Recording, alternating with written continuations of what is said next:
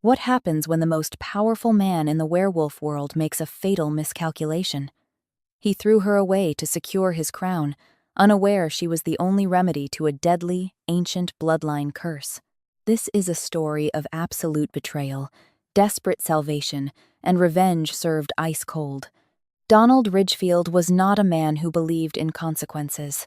As the Alpha King of the Pacific Coast Pax, his authority stretched from the dense, rain-soaked forests of British Columbia down to the sun-baked cliffs of Northern California. He ruled from a sprawling, heavily fortified estate nestled deep within the Cascade Mountains, operating behind the legitimate front of Ridgefield Timber and Logistics. He wore tailored Tom Ford suits, drank Macallan 1, 8-year-old Scotch, and commanded a private army of enforcers that kept the supernatural underworld in an iron grip. He was ruthless, calculating, and above all, cursed. But the curse of the Ridgefield bloodline, a dormant genetic affliction known as the Silver Blight, was a fiercely guarded secret. It was said to strike the Alpha Kings in their prime, slowly turning their blood to poison, rotting their connection to their wolves, and driving them into a violent, feral madness before claiming their lives. For years, Donald showed no symptoms. He believed himself immune, a testament to his sheer willpower. And during his ascent to the throne, there was only one person who saw the man beneath the monster: Clara Harrington. Clara was an Omega, a rank often dismissed and overlooked. She didn't possess the brute strength of an Alpha or the strategic mind of a Beta. Instead, she possessed a quiet, resilient grace. Working as the Pack's lead archivist and botanist, she spent her days in the estate's sprawling greenhouses. She was the one who stitched Donald up after brutal territorial disputes, her hands gentle against his scarred skin. In the dark, silent hours of the night, away from the prying eyes of the Pack elders, Donald whispered promises to her. He claimed they were fated, that her calming presence was the anchor to his volatile soul. Clara, entirely devoted, gave him her heart, her body, and her unwavering loyalty. Then came the Winter Solstice Summit. The political pressure on Donald had reached a boiling point. The Northern Packs were threatening rebellion, and the elders demanded that Donald take a mate of noble, powerful lineage to cement his reign. The name presented to him was Victoria Kensington, a high-ranking alpha female from a wealthy, aristocratic East Coast pack. Victoria brought an alliance, a private militia, and an influx of offshore capital. Clara brought nothing but her quiet love. The night of the summit, the grand hall of the Ridgefield estate was draped in velvet and lit by massive restoration hardware chandeliers. Hundreds of elites gathered, waiting for the Alpha King to announce his Luna. Clara stood in the shadows near the kitchens, wearing a simple, dark blue dress, her heart pounding with a naive, desperate hope. Donald had told her to trust him, but when Donald took the stage, his steel-gray eyes swept over the crowd and landed on Victoria. He took the Kensington heiress by the hand. "Behold your new queen," his voice boomed, echoing off the stone walls. The betrayal was a physical blow, but the true cruelty was yet to come. Victoria, sensing the lingering scent of the Alpha on the lowly Omega in the corner, demanded a display of loyalty. She wanted Clara gone. Donald didn't hesitate. He summoned Clara to the center of the hall. The room fell dead silent. He looked down at the woman who had kept him sane, his face a mask of cold indifference. "You are an Omega," Donald sneered, his voice dripping with loud, theatrical contempt designed to please his new allies. "You are weak. You are a liability. You are stripped of your pack name and exiled from the Pacific Coast territories. If you are found within my borders by sunrise, my enforcers will show no mercy." Clara didn't scream. She didn't beg. The shock shattered her soul so completely that she felt nothing but a hollow, ringing numbness. She looked into Donald's eyes, searching for a flicker of the man who had held her in the dark. There was nothing. Within the hour, Clara was thrown out into the freezing, torrential rain of the Washington winter, armed with nothing but a duffel bag and a broken heart. No one thought she would survive. Omegas rarely lasted a month as rogues, but less than a year after Clara's exile, the unthinkable happened. The first black, branching veins appeared on Donald's chest. The silver blight had awakened. At first, Donald hid it well, He wore high-collared shirts and avoided the pack physicians, but the psychological symptoms soon followed. He became paranoid, prone to terrifying, violent outbursts. He couldn't shift into his wolf form without enduring excruciating, bone-snapping agony. Victoria, disgusted by his deteriorating state and terrified of his temper, quietly packed her bags and fled back to the East Coast, taking her militia and money with her. The Alpha King was decaying on his throne, and his empire was beginning to crumble. 5 years later, the coastal town of Astoria, Oregon, was perpetually cloaked in a damp, salty fog. It was a place where people went to disappear, blending in with the fishermen, the loggers, and the tourists who braved the rugged coastline. Here, Clara Harrington did not exist. Instead, there was Clara Wells. Clara stood behind the counter of the Apothecary's Root, a holistic healing shop she owned on a quiet side street. She was no longer the fragile, naive Omega who had been cast out into the snow. Survival had forged her into something entirely different. Her posture was straight, her gaze sharp, and there was an undeniable, quiet power radiating from her. When she had nearly died of hypothermia in the woods half a decade ago, something ancient and dormant in her bloodline had snapped awake. She wasn't just an Omega, she was a descendant of the legendary Ethelgard healers. Her blood could knit flesh, purge toxins, and most importantly, quell the chaotic energy of corrupted wolf spirits. She lived a quiet life. She drove a battered 2014 Subaru Outback, drank cheap black coffee from the rusty Anchor Diner next door, and completely severed herself from the supernatural world. Until the bell above her shop door chimed on a dreary Tuesday afternoon, Clara didn't need to look up from the lavender bundles she was tying to know who it was. The heavy, metallic scent of wet dog, pine, and underlying rot hit her nostrils. She slowly raised her eyes. Standing in the doorway was Silas Montgomery, Donald's lead beta, and the man who had physically dragged her out of the estate 5 years ago. He looked exhausted, the dark circles under his eyes bruised and heavy. His expensive tactical jacket was soaked with rain. "We've been looking for you for 3 years, Clara," Silas said, his voice rough. He didn't use the commanding tone he once had. There was a tremor of desperation in it. "My name is Clara Wells," she replied evenly, her hands never stopping their work. "And the shop is closed. Please leave before I call the local authorities." "The king is dying," Silas blurted out, stepping further into the shop. "The silver blight. It's reached the final stage. His wolf is tearing him apart from the inside. We've brought in specialists from Europe, warlocks from New Orleans. Nothing works. But Dr. Sterling found old archives. Your bloodline, Clara. You're an Ethelgard. You're the only one who can synthesize a cure." Clara finally stopped. She looked at Silas, her expression a mask of absolute ice. "The Alpha King made his bed, Silas. Now he gets to rot in it. I am not a member of your pack, and I owe Donald Ridgefield nothing but a shallow grave. Clara, please."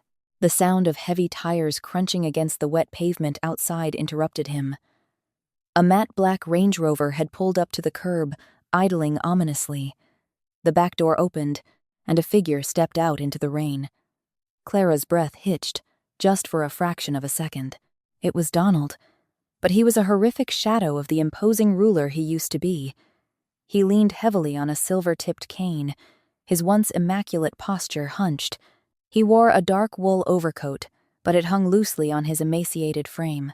As he walked into the shop, Clara saw the gruesome reality of the curse. Thick, black, necrotic veins crawled up his neck, disappearing into his jawline. His eyes, once a piercing, dominant gray, were cloudy and bloodshot. Trembling with the effort to maintain his sanity, he looked at her, and for a moment the madness cleared, replaced by a profound, agonizing regret. "Clara," Donald rasped. His voice sounded like grinding stones. It was weak, pitiful. "Don't say my name," Clara commanded. And to Silas's absolute shock, he felt the heavy, undeniable pressure of an alpha command roll off the Omega. Clara had grown so strong in her solitude that her sheer spiritual pressure rivaled that of the dying king. Donald flinched, gripping the counter to keep from collapsing. "I know," he whispered, coughing violently, a spatter of dark blood hitting the polished wood. I know I have no right. I know what I did to you was unforgivable. I destroyed you for power, and in return, the power destroyed me. It's poetic, really, Clara said, leaning against the back counter, crossing her arms. She felt no pity. The girl who would have wept for him had died in the freezing mud of Washington. Why are you here, Donald? If you wanted a peaceful place to die, Astoria is lovely this time of year. I don't want you to save me, Donald gasped, his knees finally buckling. He fell to the floor of her shop, panting, looking up at her from the worn floorboards. Silas moved to help him, but Donald waved him off. I am already dead, but the curse. It's contagious in its final stage. It's spreading through the pack bond. Innocent people are falling ill. Children. Clara, I beg you. Not for me. For them. Clara stared down at the man who had broken her. The Alpha King was literally kneeling at her feet, a broken, dying creature. The irony was suffocating. She knew he was telling the truth. She could smell the rotting magic radiating off him, sensing its insidious reach. She walked around the counter, her boots clicking softly against the wood. She crouched down until she was eye level with the ruined Alpha. I will help the pack, Clara said softly, her voice devoid of any warmth. I will brew the suppressants. I will halt the spread. But my price is going to cost you everything you have left. Donald nodded weakly, closing his eyes as a spasm of pain racked his body. Name it. Money, the estate, the title, anything. I don't want your money, Donald, Clara whispered, leaning in close so only he could hear her next words. I want your submission. Before the elders, before the very people you humiliated me in front of. You will transfer the Alpha Spark to me. You will make an Omega the Alpha Queen of the Pacific Coast. Donald's eyes snapped open, shock piercing through the haze of his agony. But as he looked into Clara's unyielding eyes, he realized she wasn't bluffing. She had him trapped, perfectly and completely. The return to the Ridgefield estate was a stark contrast to Clara's departure. 5 years ago, she had been dragged down the winding asphalt driveway in the freezing rain, a discarded Omega left to die. Now, she sat in the back of a convoy of heavily armored SUVs, the gates of the compound swinging open to grant her entry. The estate had changed. The once immaculate grounds were overgrown, mirroring the decay of their ruler. Heavily armed guards patrolled the perimeter with a frantic, nervous energy. The silver blight was not just killing Donald, it was severing the telepathic and emotional network of the pack. Without a strong alpha, the Pacific Coast wolves were slowly losing their minds to feral instincts. Clara was escorted directly into the executive boardroom of Ridgefield Timber and Logistics, a glass-walled command center overlooking the Pacific Ocean. The pack elders were already assembled. They looked less like ancient supernatural beings and more like terrified corporate executives facing an aggressive, hostile takeover. Harrison Wright, the lead elder and chief legal counsel, stood at the head of the mahogany table.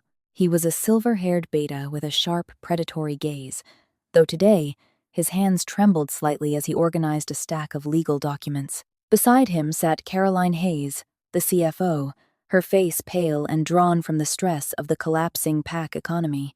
When Clara entered, escorted by a grim-faced Silas Montgomery, the room fell into a heavy, suffocated silence. This is an outrage, Harrison finally barked, slapping a folder onto the table. You cannot be serious, Silas. The king is delirious. We cannot transfer the controlling shares of the Ridgefield Empire, let alone the ancestral Alpha Spark to a banished Omega. It violates centuries of pack law. It will destroy investor confidence. Investor confidence? Clara countered, her voice smooth and devoid of intimidation. She walked slowly to the opposite end of the table, pulling out a leather chair and sitting down.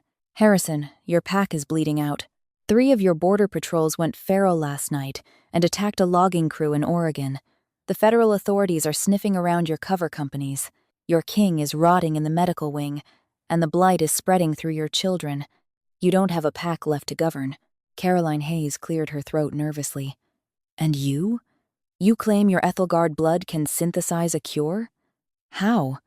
The Ethelgards were myth, wiped out during the Salem purges. My blood doesn't synthesize a cure, Caroline, Clara explained, her eyes locking onto the CFO. It is the cure. The silver blight is a corruption of the Alpha's spiritual tether. It poisons the pack bond from the top down. To fix it, I have to take the Alpha spark into myself. My bloodline naturally filters and purifies corrupted supernatural energy. But I cannot heal the pack network unless I am at the absolute center of it. She becomes the Alpha, Silas stated flatly. Legally and spiritually. It is the king's final decree. Harrison's face turned purple with rage. I will not bow to an Omega. Then you will die a rabid dog, Harrison. A weak, gravelly voice echoed from the doorway. Donald stood there, leaning heavily on Dr. Alistair Sterling, the pack's chief physician. The Alpha King looked worse than he had in Astoria. The black veins now spiderwebbed across his cheekbones, his breathing shallow and rattling. He was wheeled to the head of the table in a medical chair. With a shaking hand, he signed the thick stack of corporate transfer documents, legally handing Clara Harrington complete ownership of the Ridgefield estate and its billions in offshore assets. Take us to the ritual chamber, Donald ordered Silas. Now, before I lose my mind completely. The ritual chamber was located deep beneath the estate, a massive subterranean cavern built around an ancient geothermal hot spring. The air was thick with sulfur and old magic. The elders, Silas, and Dr. Sterling stood on the periphery as Clara guided Donald to the center of the cavern floor, which was inscribed with centuries-old pack runes. Donald fell to his knees, coughing violently. I'm sorry, he whispered to Clara, a moment of tragic clarity breaking through the madness. For everything. Save your breath for the transfer, Clara replied, coldly, unsheathing a silver ceremonial dagger. But before Clara could make the first incision to bind their blood, the heavy steel doors of the cavern were blown off their hinges with a deafening explosion. Smoke and debris flooded the subterranean room. Alarms shrieked through the estate above. Silas drew his sidearm instantly, stepping in front of the king. Harrison and the elders scrambled back against the cavern walls in terror. Through the settling dust, a small army of heavily armed mercenaries poured into the room. They wore tactical gear bearing the insignia of Cross Security Solutions, a private military company owned by Nathaniel Cross, a ruthless alpha from the Nevada territories. And walking casually behind the wall of mercenaries was Victoria Kensington.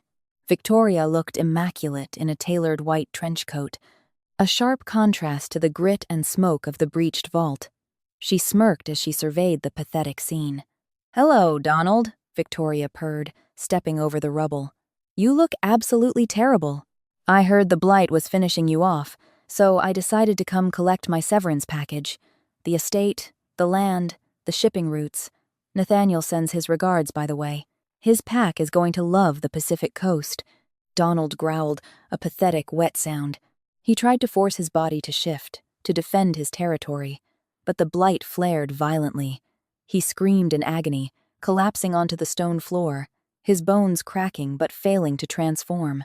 How tragic, Victoria laughed. She turned her gaze to Clara, her eyes narrowing with recognition and disgust. The little Omega, still hanging around like a stray dog? Kill her first, she ordered the mercenaries, then put the king out of his misery. 6 men raised their assault rifles, aiming the laser sights directly at Clara's chest. Time seemed to freeze within the subterranean cavern. The air, already thick with the metallic tang of blood and geothermal sulfur, grew suffocating beneath the sudden influx of heavily armed mercenaries. The pack elders cowered against the jagged stone walls, their centuries of supposed wisdom crumbling into raw, animalistic terror. Silas Montgomery, ever the loyal soldier, braced his legs and gripped his sidearm with white knuckles, fully prepared to take a barrage of bullets for a king who was already dying. On the cold stone floor, Donald writhed in unrelenting agony, his bones echoing with sickening cracks as his feral wolf desperately, futilely tried to force a transformation to defend his stolen territory. Clara Harrington did not flinch. She did not scream, nor did she retreat. The fragile, desperate Omega, who had once been paralyzed by Victoria Kensington's theatrical cruelty, had died in the freezing mud of Washington 30 years ago. The woman standing amidst the rubble was forged from isolation and ancient, unyielding magic. "Silas, drop your weapon," Clara commanded. She didn't shout, but her voice did not merely echo in the cavern. It bypassed the physical air entirely, resonating deep within the skulls of every wolf present. The sheer, suffocating weight of her awakened Ethelgard aura flared into existence. It was an oppressive, ancient pressure that tasted like crackling ozone and blooming nightshade on the back of the tongue. Silas's hands instantly went numb. His weapon clattered loudly against the wet stone. The mercenaries, hardened enforcers bred for violence in Nathaniel Cross's brutal Nevada pack, suddenly found themselves gasping, their chests constricting. The spiritual gravity in the cavern had shifted so violently that standing upright became an excruciating effort. Ignoring the laser sights painting red dots across her chest, Clara knelt gracefully beside Donald. She did not wait for his permission, nor did she look into his clouded, terrified eyes. She drove the silver ceremonial dagger straight through the palm of her own left hand without so much as a grimace. As her purifying blood welled to the surface, she slashed the blade across Donald's chest, cutting directly over his heart where the thickest, blackest necrotic veins converged.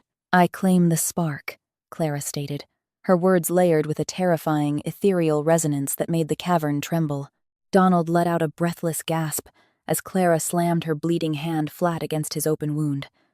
The transfer was not a gentle transition of power. The ancestral alpha spark, a blinding, volatile mass of raw, untamed energy, sensed a stronger vessel. It violently tore itself from Donald's dying soul and rushed upward into Clara's veins. For one terrifying, suspended second, Clara's spine arched backward. The deadly silver blight, hitching a parasitic ride on the alpha spark, flooded her system. The thick black corruption raced up her arm, seeking to rot her from the inside out just as it had destroyed Donald. But the Ethelgard bloodline did not succumb. It consumed. A blinding, concussive wave of pure silver light erupted from Clara's chest. The necrotic black veins on her skin hissed violently, turning to ash and dissolving into vapor. The ancient purifying magic of her ancestors merged seamlessly with the raw, brutal dominance of the alpha spark, forging something entirely unprecedented. When Clara slowly opened her eyes, they were no longer a soft, unassuming brown. They blazed with a luminous, liquid silver. She rose to her feet, a true alpha queen. The shockwave of her absolute ascension blasted outward, a physical, kinetic wall of force that knocked the massive mercenaries off their feet and sent their rifles skittering across the floor. Victoria screamed as the oppressive spiritual weight forced her painfully to her knees, pinning her to the stone. Through the pack bond, a sprawling telepathic network now inextricably anchored to Clara's soul, her purifying magic surged like a torrential tidal wave. Miles above, feral border guards suddenly stopped in their tracks, dropping to their knees as the maddening rot was violently burned from their minds. In the estate's medical wing, feverish, infected children took their first deep, painless breaths in weeks. The dreaded silver blight was entirely eradicated in a matter of seconds. Clara walked methodically toward Victoria. The aristocratic alpha was trembling violently on the floor, weeping as she desperately fought her own biological urge to bare her throat in total submission. "You brought heavily armed rogues into my territory," Clara said. Her tone was eerily calm, yet it vibrated with a lethal, unquestionable authority. "You attempted to assassinate an elder council and the reigning monarch. Under Pacific Coast law, the penalty is death." You can't," Victoria sobbed, her manicured hands scrambling uselessly against the stone. "Nathaniel will destroy you. His pack is massive." "Nathaniel Cross is a corporate thug who just lost his best strike team," Clara interrupted, her silver eyes slicing through Victoria's pathetic threats. She looked down at the mercenaries, who were crawling backward, utterly dominated by the overwhelming aura radiating from the new alpha. "Leave," Clara commanded them. "Run back to Nevada and tell Nathaniel that the Pacific Coast is under new management. If he crosses my borders again, I will not just kill him. I will dismantle his pack, bankrupt his companies, and erase his bloodline from history. Go." The mercenaries did not hesitate. Driven by pure survival instinct, they abandoned Victoria and scrambled frantically over the blasted rubble, fleeing the cavern into the night. Clara stared down at the trembling woman who had orchestrated her ruin. She could have ripped Victoria's throat out in a heartbeat. It would have been effortless. But Clara was no longer driven by the petty, vindictive cruelty that had defined Donald's broken regime. "Harrison," Clara called out, her gaze never leaving Victoria's terrified face. The lead elder slowly pushed himself up from the floor. He hurriedly brushed the dust from his ruined suit, his face pale with profound awe and terror. Yes, Alpha. Draft an extradition order. Strip Victoria Kensington of all supernatural protections and turn her over to the human federal authorities. Provide them with the anonymous offshore banking records proving she funded an illegal mercenary strike on American soil. Let her rot in a maximum security human prison for the rest of her natural life. Victoria shrieked, a horrific sound of absolute despair. She lunged forward, but Silas was there in a flash. The beta slammed her hard against the stone wall, slapping heavy, rune-carved iron restraints onto her wrists.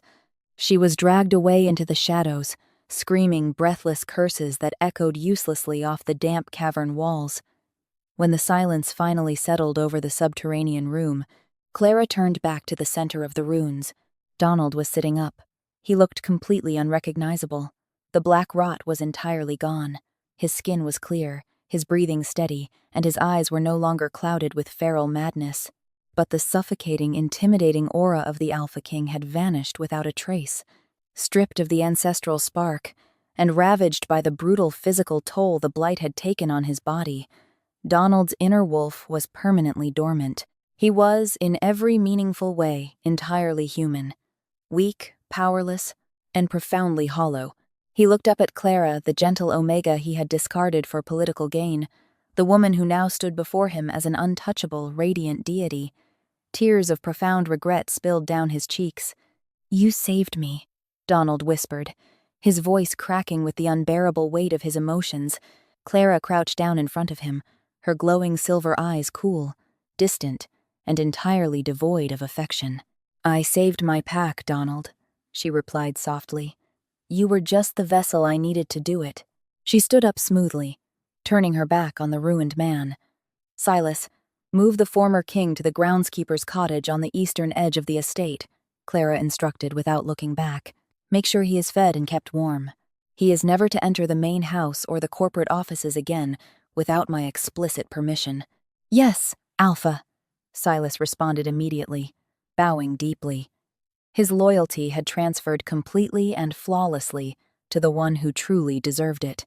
As Clara walked purposefully out of the cavern to claim her rightful throne, she didn't cast a single glance over her shoulder. Donald Ridgefield was left sitting in the damp, freezing cold of the subterranean vault, fully cured of his curse, completely stripped of his empire, and entirely dependent on the cold mercy of the Omega he had once so foolishly betrayed. True power is never found in the cruelty of betrayal, but in the quiet resilience of those who survive it. This saga proves that karma operates on its own relentless timeline, turning arrogance into ash and elevating the discarded into ultimate authority. Sometimes, the deepest wounds forge the sharpest crowns, and the most satisfying justice is simply outliving the monsters who tried to break you.